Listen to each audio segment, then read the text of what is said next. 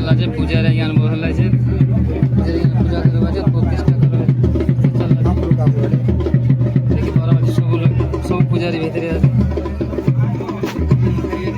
আমার সুন্দর ভাই কোন আছে বসে আছে রাম সিং মামা সুন্দর মামা আমার চুরি এই সিদ্ধর পূজারি আছে সিদ্ধর আমার পূজারি গুরু কাই নাম আমার ব্রাহ্মণ আছে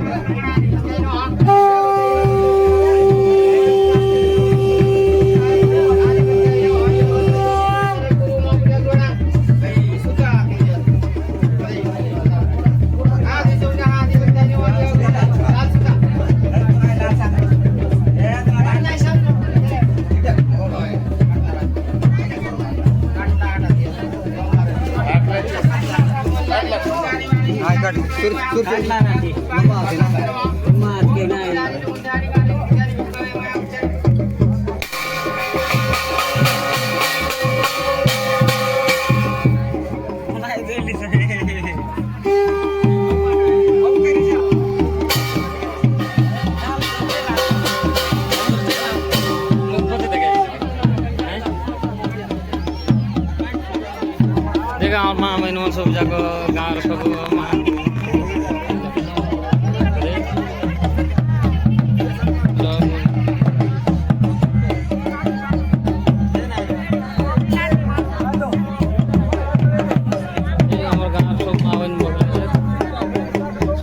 प्रतिष्ठा लगी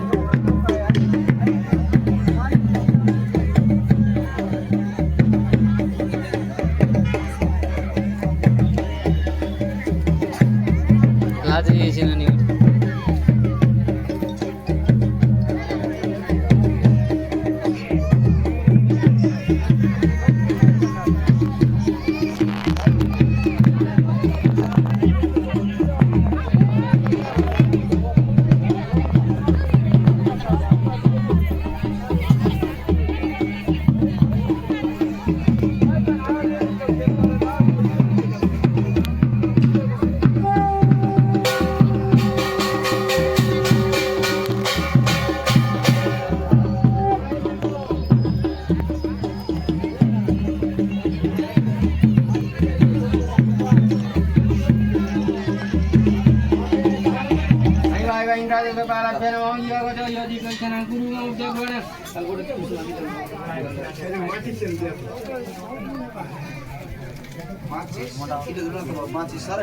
बेलगाँव गोटे बाली जात्रा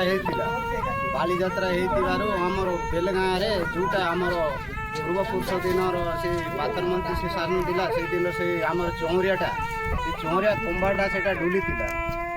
तार आम कौन कलु से कंबाटा डुले आम बाली आनवा कला कंबाटा डुली गला ये कंबाटे आज नहीं कि जिते लोग आसिक कंबाटा तैयार करी होम यज्ञ करी तार प्रतिष्ठा करलु आज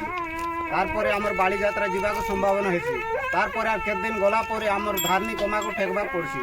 तार आर के दिन गलापर आमर परदेशी मातार मंदिर भी उद्घाटन करवा पड़सी तार के दिन गले आमर बाली चामुंडा के उद्घाटन करवा पड़सी से आम गाँ वाला जी आम राली पाली लोग सब देवादेवी समस्ते आसिक ये जोगाजोग करवाई आमर जी आज गाँ वाला पिला कमिटी पिला सब आसिक जोगाजोग कर आमर प्रतिष्ठा करूँ। तो ये जो बाली जात्रा केते वर्ष थरे हुए बाली जात्रा हेबाटा तो आमी तो जानी नहीं मात्र आमर बाप दादी करते मु तो जानी नहीं मु छोट थी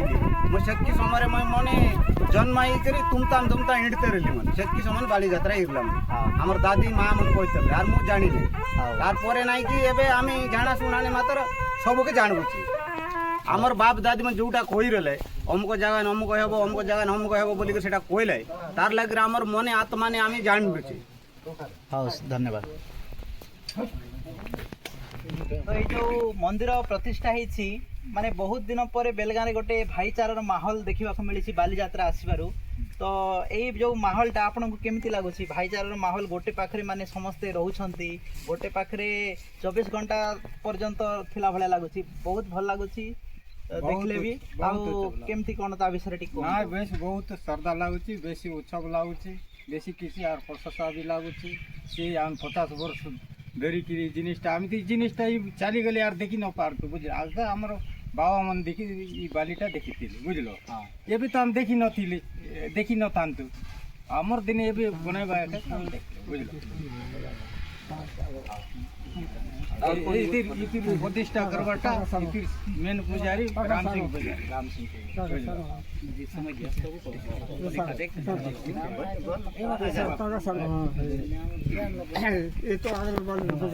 ତ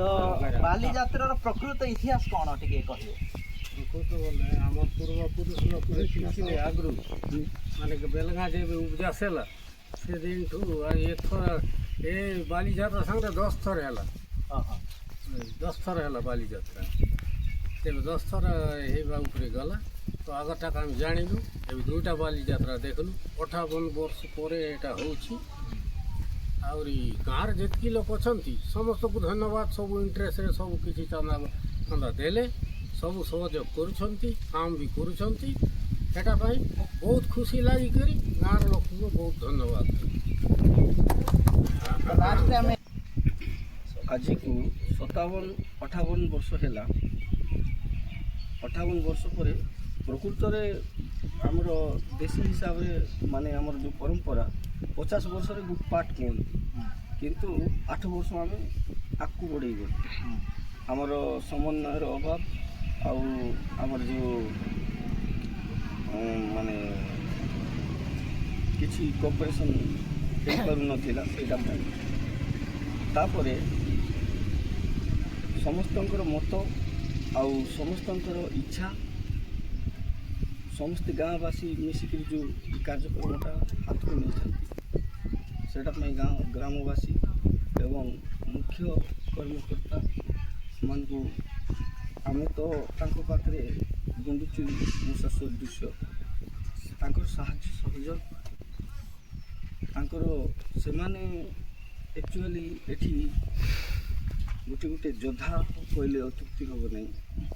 ତାଙ୍କର ଦିନ ରାତିର ପରିଶ୍ରମ ବିଶେଷ କରି ଏଠି ତାଙ୍କ ନାଁ ନେବାକୁ ମୁଁ ଚାହିଁବି ନାହିଁ କାହିଁକି ଲୋକର ମାନେ ସେଠି ଦୁନିଆ କଥା ବାହାରେ ସେଇଟା ପାଇଁ ସେ ଭଗବାନଙ୍କର ଆଶୀର୍ବାଦ ଆଉ ତାଙ୍କର ଦୟା ଆଉ ଗାଁର ଦେବାଦେବୀଙ୍କର ଯେଉଁ ଆଶୀର୍ବାଦ ଲାଗି ସେମାନେ ସାହାଯ୍ୟ ସହଯୋଗ କରି ଏ କାର୍ଯ୍ୟକ୍ରମକୁ ଆଗକୁ ବଢ଼େଇଛନ୍ତି ଆକ୍ଚୁଆଲି ମୋର ଗୋଟେ ମନେ ହେଉଛି ସତରେ ପ୍ରଭୁ ଜଗନ୍ନାଥଙ୍କର ଯେମିତି ଘଟ ପରିବର୍ତ୍ତନ ହୁଏ ପ୍ରତ୍ୟେକ 12 ବର୍ଷରେ ଠିକ୍ ସେଇଭଳିଆ ଆମର ଚଉଁରିଆ ଦେବଙ୍କର ମଧ୍ୟ ଘଟ ପରିବର୍ତ୍ତନ ମୁଁ ତ ମାନେ ଯେଉଁ ଭଳିଆ ପରିବର୍ତ୍ତନ ହୁଏ ମାନେ ଯିଏ ସେ ପରିବର୍ତ୍ତନରେ ଅଂଶୀଦାର ଥିଲେ ଯେଉଁମାନେ ସେମାନେ ଜାଣିଛନ୍ତି ତିଥି ଲଗ୍ନ ତାର ସମୟ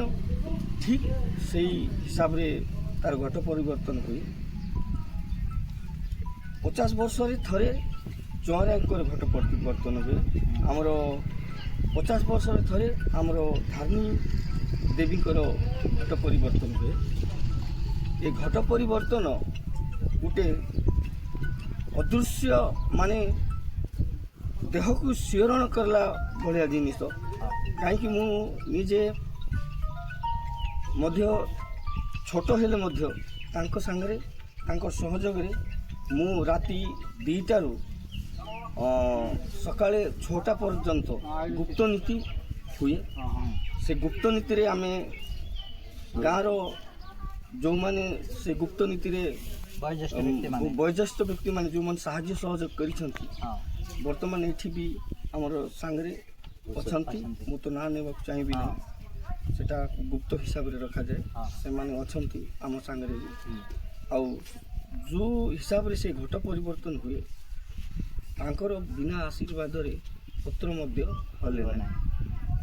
ଜଗନ୍ନାଥଙ୍କର ଯେମିତି ଘଟ ପରିବର୍ତ୍ତନ ହୁଏ ଠିକ୍ ବୀର ଚାଉରିଆଙ୍କର ମଧ୍ୟ ଘଟ ପରିବର୍ତ୍ତନ ତାଙ୍କୁ ଜୀବନ ଦାନ ଦିଆହେଇଛି ଆଉ ସେ ପରିବର୍ତ୍ତନକୁ ସେଭଳିଆ ଜୀବନ ଦାନ ଦେବା ଲୋକ ହେଉଛନ୍ତି ଆମର ଧନପୁର ନିବାସୀ ଜୟନାରାୟଣ ହେବେ। ଆଉ ଗୁପ୍ତ ନୀତି କରିବା ଲୋକ ହେଉଛନ୍ତି ଶ୍ରୀମାନ ଗାଁର ମାନେ ମାଟିର ମଠିଆର ଶ୍ରୀଯୁକ୍ତ ରାମ ସିଂ ପୂଜାରୀ। ସିଏ ଘଟ ପରିବର୍ତ୍ତନ କରିଛନ୍ତି। ଆଉ ସେ ଅଲୌକିକ ଦୃଶ୍ୟକୁ ସମ୍ପୂର୍ଣ୍ଣ ଭାବରେ ତ ବର୍ଣ୍ଣନା କରି ହେବ ନାହିଁ। ତାଙ୍କର ଇଚ୍ଛା ସେ 4-5 ଲୋକ ତାକୁ ଧରିକିରି ଯେଉଁ ପ୍ରୟାସ କଲେ କିନ୍ତୁ ସେ ବିଲକୁଲ ହଳୁ ନଥିଲେ। କିନ୍ତୁ ତାଙ୍କର ଠିକ୍ ସମୟ, ଠିକ୍ ଲଗ୍ନ, ଠିକ୍ ତାର ମୁହୂର୍ତ୍ତରେ ସେ ମାନେ ଠିକ୍ ସମୟରେ ସେ ଜାଗାରେ ସେଠି ପଦାର୍ପଣ କଲେ। ଆଉ ସମ୍ପୂର୍ଣ୍ଣ ଭାବରେ ସେ ନୀତିକୁ କହିହେବ ନାହିଁ, ସେଇଟା ଉପରବାଲା ଜାଣିଛନ୍ତି। ଆଉ ତାଙ୍କର ଦୟା, ତାଙ୍କର ମହିମାରେ ଏ କାର୍ଯ୍ୟଟା ସୁରୁଖୁରୁରେ ହେବ। ଆଉ ତାଙ୍କର ଆଶୀର୍ବାଦରେ ସମସ୍ତ ଗାଁବାସୀଙ୍କର ଆଶୀର୍ବାଦରେ ଏ କାର୍ଯ୍ୟକ୍ରମଟା ଆଉ ତାଙ୍କର ଆଶୀର୍ବାଦ ସବୁଦିନ ପାଇଁ ରହିବ। ଆମର ପୂଜା କରି ଏଇଠି ଆମର ଗଞ୍ଜାମ ଆଜିକାର କାছে ଆମର ବୀର ମାଟି ବୀର ଛଡ଼ିଆ ଆମର କେଟା ମାଟି ଖାରି ମାଟି ଅଛି, ପଦ୍ମନୀ ମାଟି, ସିଂହାସନ ମାଟି, ଚକି ମାଟି, ये 3टा माटी की धरी करना आमर मेन है आमर बीर छड़िया पूर्व दिन ले ये स्थान करला रे तार पछे आमर जेतकी देवादेवी रले रवा के नहीं आमर महामाई कारी नंदी चिता नंदी ये तानले महामाई आसला के आमर चौरिया टपरा ताके गोटे कास्तन देला तार काय का आस्तान देला हेले तोर नहीं कि बैशाख चांदान तोर ऑर्डर एसी बोलला हेले आमर बीर माटी बीर चौरिया नहीं मांग चांदा नहीं हुए मांग मासे छे दिन आमर पूजा पाठ कर लो बोले तार हुकुम ने आमर महामाई हुए एति कोई बेसी और सब काती नहीं कि आमर सब इष्ट देवता नाय आइला छे आमर गाँव गोटे नहीं आमर बया डोकरा बया बीमा आई आसले का तार बाली समाधान हुए एति कोई भक्त धन्यवाद।